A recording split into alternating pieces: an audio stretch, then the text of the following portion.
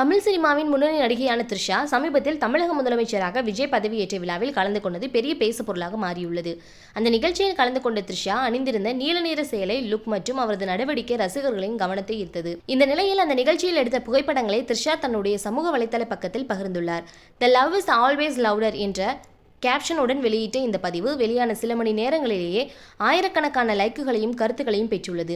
குறிப்பாக அவர் அணிந்திருந்த சேலை, அணிகலன்கள், ஜாஸ்மின் பூ அலங்காரம் ஆகியவை ரசிகர்களிடையே பெரும் வரவேற்பை பெற்றது. ஏற்கனவே விஜய் மற்றும் த்ரிஷா குறித்து சமூக வலைதளங்களில் பல்வேறு சர்ச்சைகள் பரவி வந்த சூழலில் அவற்றை பொருட்படுத்தாமல் த்ரிஷா இந்த நிகழ்ச்சியில் கலந்து கொண்டு அதன் புகைப்படங்களை தைரியமாக பகிர்ந்தது பலரின் கவனத்தை ஈர்த்துள்ளது. இதனால் ஒரு பக்கம் ரசிகர்கள் அவரை பாராட்டி வர, மற்றொரு பக்கம் சிலர் விமர்சனங்களையும் முன்வைத்து வருகின்றனர்.